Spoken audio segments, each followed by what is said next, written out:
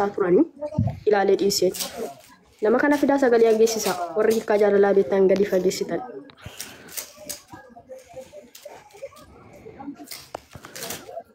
Dubara barbaanne fiduu fi qabna mucaa tana jaalattee bocha kanatti hin dhabduu dheessu rabbi dawala gartaan siif hin lakkoota isaa barbaadetan si kenna bakkaana si kenna. Mucaa kiyyaa jedhamu sana beektaa isa yeroo hunda geemii waliin taphatan jechuudha. Inni karaa tiktookii tokko friendii ture hiriyyaa isaa ture. Isan hin beekan yaani kanaan osoo hin taane. Isa faa sheer godhaa bara warri isa beektan. Ati durarraa wal beektamoo akkamitti irraa si qabuu danda'e? Inni harkaan jiru kaa tiktookiin koonni sun gubatee jira kunarraa. Duraan mucaan beektaa Oromticha jabaadha. Inumaan hordofu kumaan hordofu jaalalli isaan seene.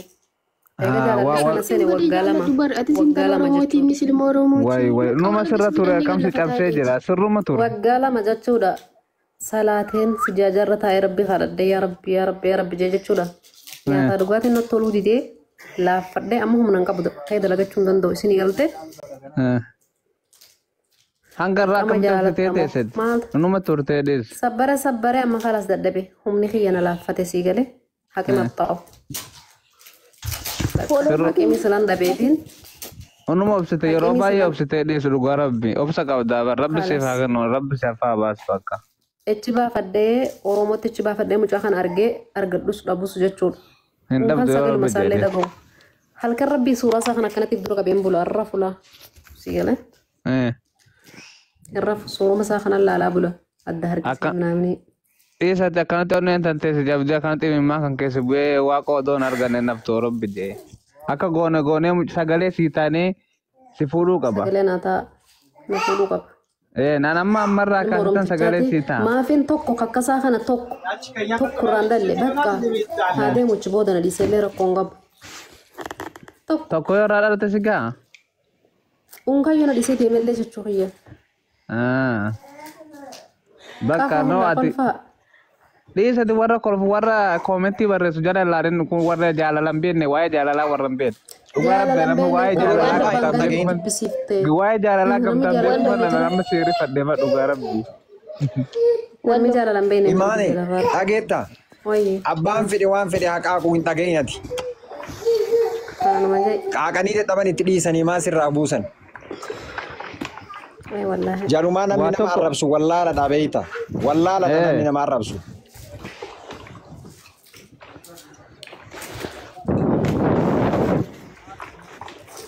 Tap godhaa meejoo. Taap godhaa fi namni waaqoo wanni isaa qabda sheera irratti godhaa fi hoosii sana ammoo ammarraa kaasii sagalee isaa fi mucaa sana. Namni akkana lafaa kee nama jaalatu waa'ee jaalalaa namni beekan seeraa beektu kan hin beeknes mucaan tokko akkana jettee bo'aa jirti sagalee isaa fi ammarraa kaasa. Anoo fi ammarraa kaasee sagalee siita. Ati amma bilbila barbaadiif bilbila hin argadha jettee mi barbaadiif. Dhugaa rabbi bilbila hin barbaade nan argadhaan dhugaa rabbi na kennaa mucaan tun naazan siif barawwattiin miidiyaa kanarratti si arge numaan rifadhe. Bakka jiraate fakka feetii kana maarifatu kun dhugaa rabbi. Dhugaa baay'ee tokkoon. Kanaafuu amma waan gootootee matanaafuu bilbila san barbaadini wanni guddaan isaa beekta. Dhugaan kena barbaade san kennaa malee tendeessu mucaan tun baay'ee na agarsiifte wallah. Yoo hin argattu ta'e mootu akkanumaan wanni hin je'ini. No akkamitti bakkaan ishee abdii sirra kaatti. Bakka akkas taanaan gaarii. No ijoollee walloon sobanii walloo bakka si eegna lakkoofsa isaa nuuf fiduu qabda. Nama waggaa lama jaalatee akkanatti bookoon akkamitti itti dhiisan. Isin namni beeknellee namni wanni hin taanellee sagalee isaa fi bakka akka inni argee wanni jiru karaa dhufee gaafii jaalala isaa akkaataa itti jaalatame dhufee gaafii siidhaa deebisuuf ilmaan Oromoodhaan mucaa tana sagalee isaa fi sheeris itti godhaa biraanis gahaa warri. Warra koomentii laaltee warri koomentii jala wanni hin jennati. Barootu hin beeknu kun. Ani laalu baa. Ande matiin qabu bar. Koomentii laalii yoo barbaadde cufu dhugaa. Barbaadde fi ol galchita. Barreessan. Komentiin jedhini abarra isanii waan barbaadan albaani ati walloo nambarii isaa barbaadee fidee fi warabban isaa waa'ee takka nama gara nama nyaatti beekta. Waan akkasii. Ani garuu gaafa. Warra komentii kana wallahi argaa keessa warra komentii raakuu. Komentiin dubbisee. Uummanni komentii Namni ijoollee isin jaalatanii beektanii maal kofaltan? Nobody. Gashuu dinaan aarani. Kan warabbal saamennati jaalam beekani qoosaatti fakkaatu yookiin isin birankii godhaatti fakkaate birankii osoo taate isin booyaatiin viidiyoo waraabdee jirtu wallahi viidiyoo si argee baay'ee takka dagamee jira jechuudha si galee saniifuu birankii mitiiti yoo hin beektan ta'e namni beektan sheeritti godhaa fidaa asirratti yoo hin beektan ta'e nambarii isaa barbaadaati fidaa fi malee asala deemtanii afaan banii naadhistaniitu maali. Meerii tajatu kun jechuudha dullatti diqaaltitti jechuudha ajooytu. Mucaan baangaadii seete moo simmadaali mucaan simmadaala hojjetu simmadaala reesha ormootetti ajooytu qanxaraan maaf simmadaale ati maaliif simmadaale ati bar intala oromoo bareedduudha bar eenyu gadi jirtaa jettu ati nama tokko gadi jirtu bar abshir in bareeddu hunda caaltaa bar maaltu si gaa'in warra jalaa yaa'e wanni maa isaanii gadi hin jira namni si ga'u tokko hin jiru.